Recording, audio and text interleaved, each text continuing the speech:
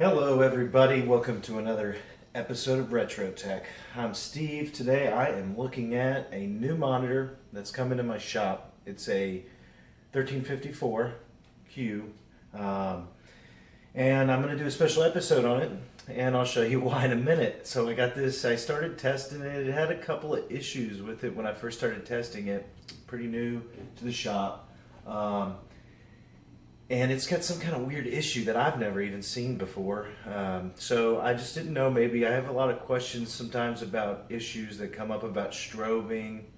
And so I wanted to try some different things, try to troubleshoot this monitor. And maybe there's something we can learn together. Maybe there's something you know that can help me, or vice versa. Maybe we can figure out if this is even repairable. If not, we can still salvage a lot of parts on here because I've discovered some great things while working on these. Even just as recent as today. And so as I work through this thing, I'll tell you more about that. But let's just go ahead. I'm going to turn the monitor on, show you the issue, and you can tell me what you think when you see it.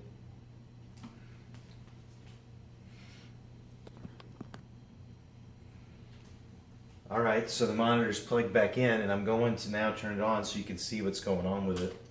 I don't have any kind of video signal going into it, but that's not really important. So I don't know if you can hear it already. I can, but it's already making a weird strobing sound, and there of course is what we see when we turn the picture on. I can't get anything to come up anymore, not the menu. I am getting response from my buttons. They're all lined up. The monitor sounds completely normal, like the flyback and everything. But obviously something's not working right. It's just strobing different colors randomly. Sometimes you don't see anything. So I don't know how that's even showing up. Right now I'm not seeing anything on the screen. So I'll try to turn up the brightness manually on it so you can at least... So check it out. I'll turn up the manual brightness on this and maybe it'll show some more. See? Just strobing. Very strange. Maybe it's a flyback issue, I'm not certain. So I'll tell you about how I troubleshot this. So we'll turn it off now and just look at the back again and go through a little bit more what I've done so far and where we can go to try to find out what's wrong with this one.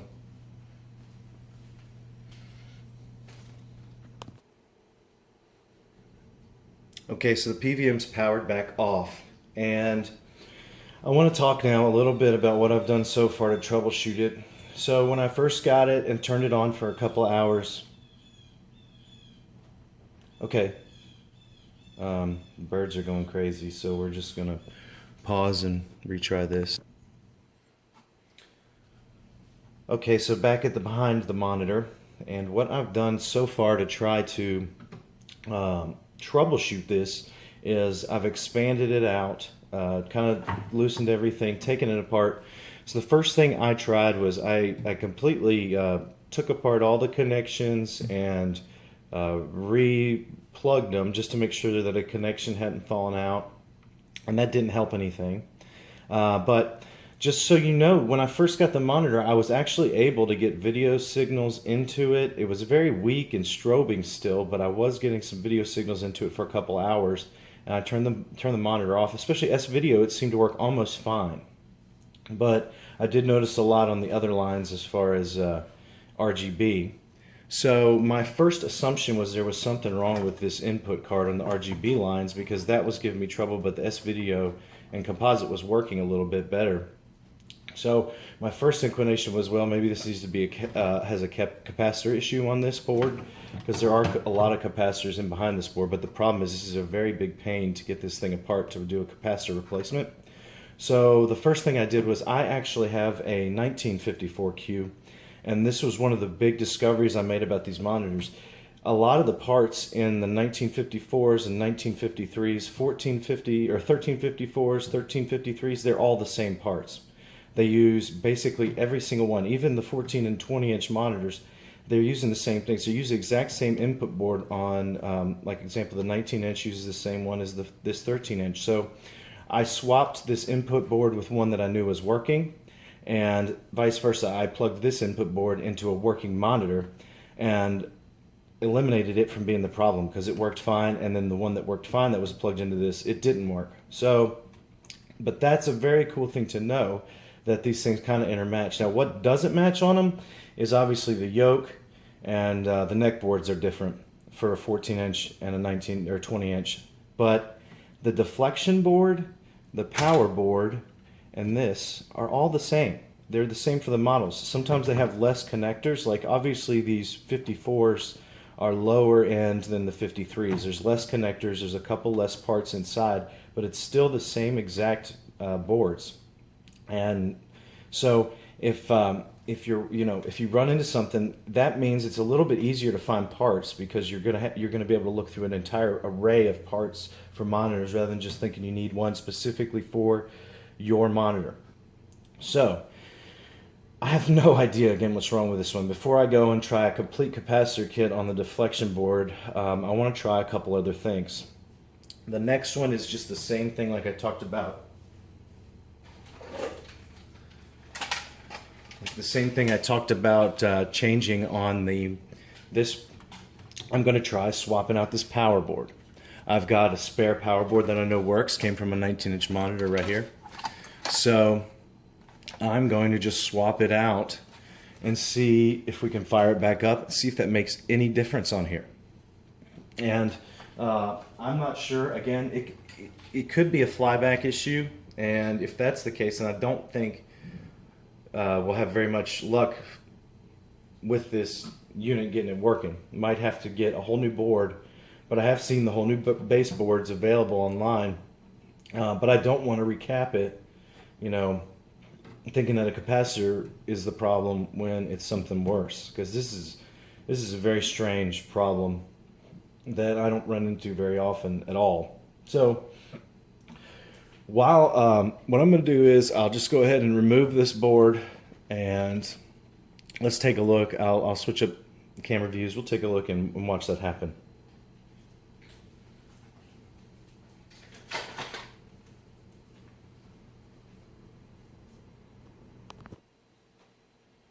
Okay, so just so you know, I did discharge my monitor to do this, and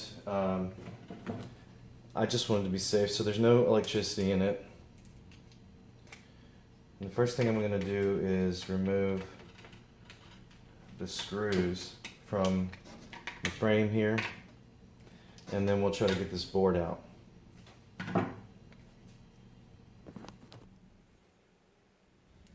Okay, so like I said, I'm still pulling these screws out, but I wanted to show you a quick hack here. So I love to use these things. This is I think I got this for pliers and spools. So this was for fishing stuff, adjustable compartments. I love to use this to separate out capacitors sometimes when I'm doing a job, but also it's great when you're working on a PVM like this, because you can separately, put your screws in here, and if you wanted to, you could even make like a list of what each one of these compartments is and write down, so you're not going to lose track of what the screws are, where they go. So this is a great thing, cheap and very useful to store things, and while you're doing jobs with a lot of screws like a PVM has.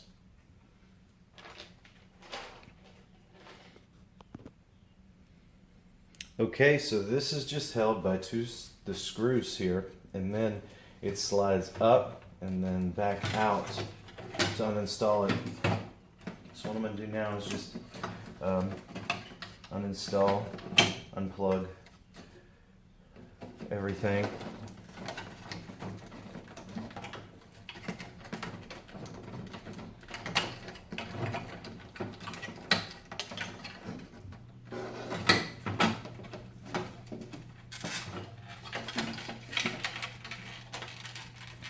And just try to get those cables out.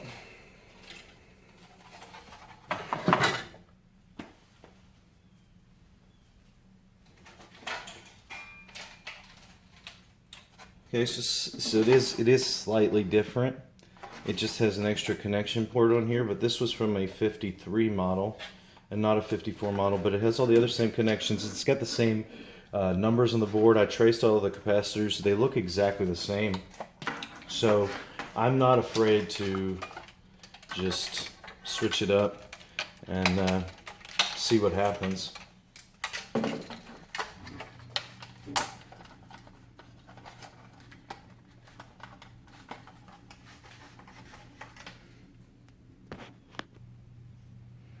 Okay, so it's reconnected everywhere. There's like 4 spots to reconnect it on the cabling. I've just got it set in there. I've not got it bolted in yet. I will wait to do that. What I'll do now is reinstall this and we'll fire it up and see if there's any difference. Okay, the new power board's installed, and I've got my power hooked back up, everything. The first thing I want to do is I just want to turn it on, and let's see if we can get any kind of signal that looks better than what we had before.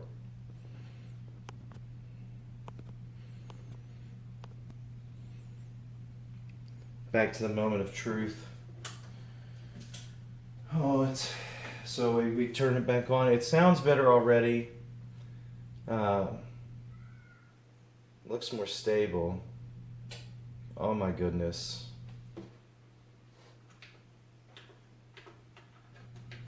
Holy crap. So we got the menu coming up. Obviously the screen brightness is tuned up too much. So let's turn it down some. Okay, let's try that again.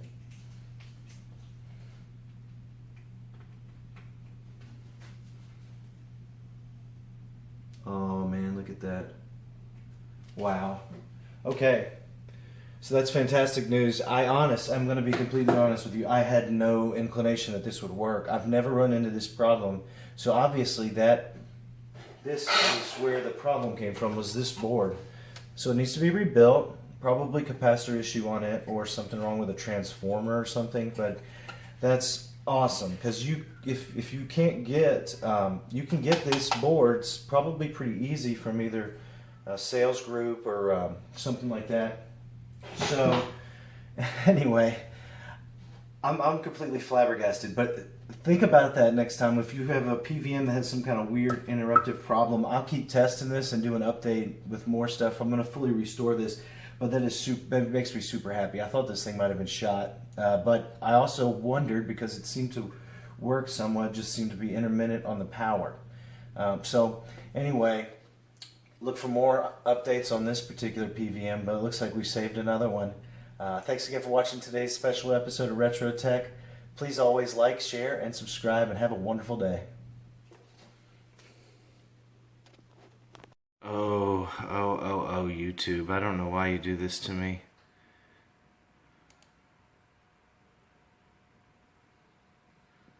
What does this even mean? I've edited a video, and a couple hours later I get this nonsense.